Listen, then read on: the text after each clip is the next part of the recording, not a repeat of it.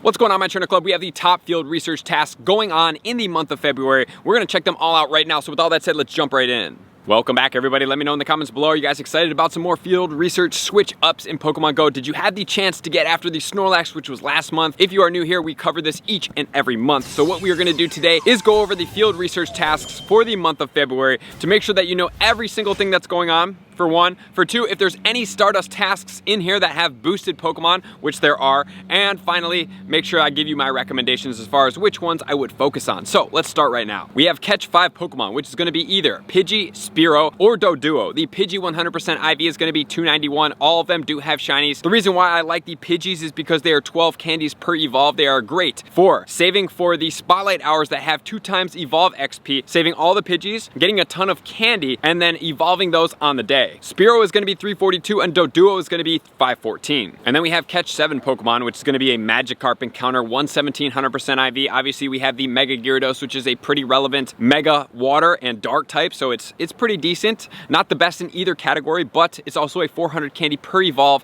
so it's a great one to always Pineapple. And then we have catch 5 different species of Pokemon, which are basically some forms of crustaceans in the land or the sea. We have Paris, Krabby, Corfish, as well as Dwebble. Everyone in there except the Corfish does have a shiny. I can't wait for that Corfish shiny to be out. We have 436, 669 as Krabby. Corfish is going to be 527 and Dwebble is going to be 524. And then we have catch a dragon type Pokemon for either a Dratini or a Bagon. 430 on the Dratini, Bagon 495. Both have shinies. Bagon I think is a little bit more favorable because it does have the Mega for a meta attacker purpose, but if you're looking more for a PvP dragon, the Dragonite is going to be the way to go. We have catch 5 Pokemon with Weather Boost. Is going to be one of potentially 4 encounters. Vulpix at 378, Poliwag at 355, Hippopotas at 582, all of them do have shinies, and the Snover at 497. And then use 5 berries to help catch Pokemon is going to be a Tangela encounter at 959. And then make 5 curveball throws is going to be a Ferroseed at 403. And then we have make 5 nice throws for a Dunsparce encounter, 724. All of them pretty much so far have had shinies, except a few that we have noted. We have make 3 great throws can give you 1 of 3 encounters. Number 1 can be a Snubble with the shiny, 530. We have Laleep at 553. And then we have Anorith at 655. Both of them, and all of them actually for that matter, do have shinies. Then we have make 3 great throws in a row. 472 on the Onix shiny, and it does have the Mega Steelix, which is gorgeous. So please make sure to get that one if you do need it, and then also trade it as well to get that XL candy. Any of the ones that I do tell you have Megas, I always suggest trying to get at least 296 XL candy, just in case you do want that Pokemon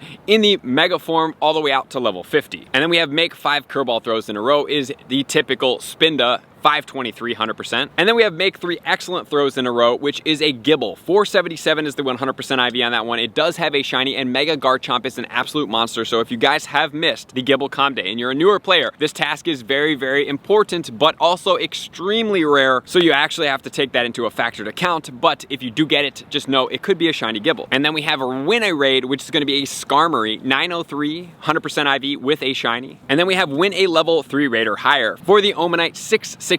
For the Kabuto, 587, both do have shinies. And then we have win 5 raids for an Aerodactyl encounter, does have a shiny. It does now have the Mega out. 1193 is the 100% IV. I would probably trade those, but it is quite an expensive task actually. Win 5 raids, that means you have to do 5 raid battles in order to get this one. I would probably dump it, especially if you're doing 5 raids and the Mega is out. You can do 5 Mega Aerodactyl raids and get 5 Aerodactyl encounters rather than doing 5 raids just for 1 Aerodactyl. Doesn't really make too much sense to me. We have Battle in the Go Battle League, 297 on the Metatite, does have a shiny. Metacham is a great PvP Pokemon, so it's definitely one that you're going to want to get the XL candy for because it does have a XL form for the Great League that does do quite well. And then we have defeat 2 Go Rocket Grunts for either a Nidorina or a Nidorino. Nidorina, 561, Nidorino, 597. These Pokemon, albeit not the highest Stardust yielding tasks, do yield more Stardust. They're going to be 300 per catch, so I would still say when I encounter this task, you're guaranteed to get at least one of the 2 second evolution Pokemon, so I would definitely give it a berry, run from it, and keep it in your stack unless you've been getting so so many other Pokemon, such as the Alolan Meowth, that you think that you might be close to 100, and therefore this one would not be necessary. Then we have Hatch an Egg for a Mantine encounter, 903. This shiny is not out yet. And then we have Hatch 2 eggs for a Beldum or an Alomomola. Kind of different Pokemon. Beldum, great as a Mega Metagross, 418 with a shiny, not out yet. But also we have the Alomomola, 929 for the 100% IV, and it does have a shiny. It's a great shiny. I absolutely love this shiny on this Pokemon. This one is just kind of a vanity shiny, to be honest. And then we have the Evolve a Pokemon for an EV encounter, 459 100% IV with the shiny out, obviously. It does have a ton of evolutions, and some may warrant some XL candy. Granted, for the Go Battle League, we're really looking at only 2 Pokemon that are going to be the best, which is going to be Umbreon. For the Ultra League, which does require XL candy. And then also for the Master League, we are looking at the Sylveon. But if you're looking at meta raid attackers, the Leafeon and the Glaceon are pretty good as well. None of them are going to be in the top, but as far as PvP, those ones are a little bit weighed heavier as far as favorable for theirs. And then we have Power Up a Pokemon 3 times, which is going to give you one of the Kanto starters. We have Bulbasaur, 477, Charmander, 420, Squirtle, 405, all have Megas. All Megas are very powerful. Highly suggest that you take these, you trade them, and keep on getting more XL candy. I don't think you can ever really have too much. Like I always tell you guys, whenever you have the chance to get more XL candy, I suggest you do so that you never have to worry about that Pokemon ever again. Candy,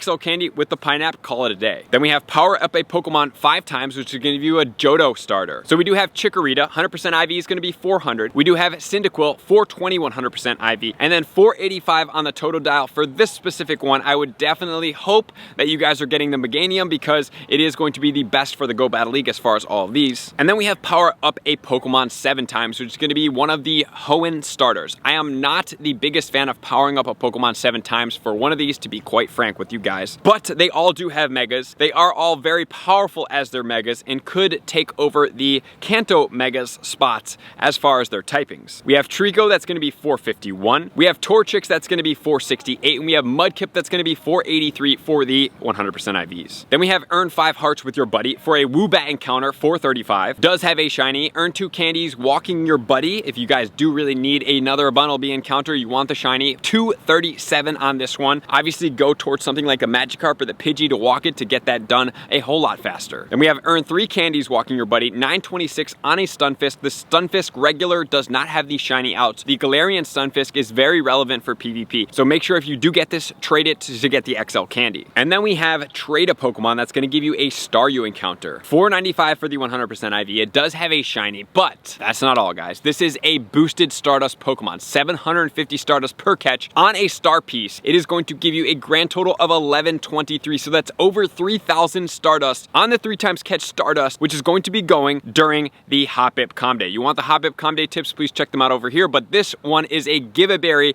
run from it, save it, definitely. Best Stardust saving task in this month. Then we have Spin 3 Pokestops or Gym, which is a Sudowoodo, 920 is the 100% IV with the shiny. Then we have Spin 5 Pokestops or Gyms, which is going to be in Ralts encounter, 231 is the 100% IV. It does have a shiny, and it does have Mega, Gallade, and Gardevoir. So this one is a definite save and trade for that guaranteed XL candy. Then we have Open 3 Gifts, which is either going to be a Spritzy or a Swirlix. 536 or 505 respective, no shinies on this one. And then we have Take a Snapshot of a Pokemon. That's going to be a myriad of different potentials. The only one not shiny in there is Hoppip, but Com Day for Hoppip is coming out in the near future, and then we're going to have the shiny Hoppip in there as well, even though we'll all have way too many. We have Hoppip, Yanma, Murkrow, Oddish, and then we have Bellsprout as well as Seedot. So for the entire month, obviously Evolve a Pokemon is going to be my biggest one. Catch a Dragon type Pokemon gives you great Pokemon as well, and if you're going after the powerful Pokemon 7 times to get you more XL candy potentials from trading for the Hoenn starters, I highly suggest that you use a level 1 Pokemon to power up 7 times, because it's going to be such a small amount of Stardust as opposed to going after something a lot more higher, and then you're wasting a whole lot of Stardust for just an encounter, and for the most part you do get those Pokemon spawning in the wild. And then Spin 5 Pokestops or Gyms for the Ralt, definitely for the XL candy. Then we have the Hatch 2 Eggs, which is going to give you the Beldum potential encounter, and if not, potential shiny on the Alomomola, so they're both, I think, wins in my opinion. And then to defeat the 2 Team Go Rocket Grunts for the Nidorino or the Nidorina that are going to give you that boosted Stardust, but primarily the focus is the Staryu, especially leading up until Hoppip Com Day, and you can keep going, because after Hoppip Com Day, I'm hoping that you guys catch your entire field research stack, and then you can start over again for 3 months in the future when we are going to have another Stardust boosted Com Day. So that's it, guys. I hope you guys found this useful and you put it into to work in your gameplay. So appreciate you guys being here as always. To all my likers, commenters, subscribers, Patreon members, everybody who takes their support, subscription, and participation to next level. I'm gonna see you guys out on the next video. Peace. I want to take this time to thank everybody who supports me in every facet. It means the world to me, and an extra special thank you to all my Patreons. I greatly appreciate the extra support to continue to allow me to pursue Pokemon Go full time, allowing me to create my daily video uploads in the most timely fashion for everyone's benefit. Plus, I get the amazing experience of sharing my creative processes behind the scenes and raiding all around the globe with select upper tiers. Thank you everybody for being a part of the Trainer Club. You all mean the absolute world to me, and I will see you guys out on the next video.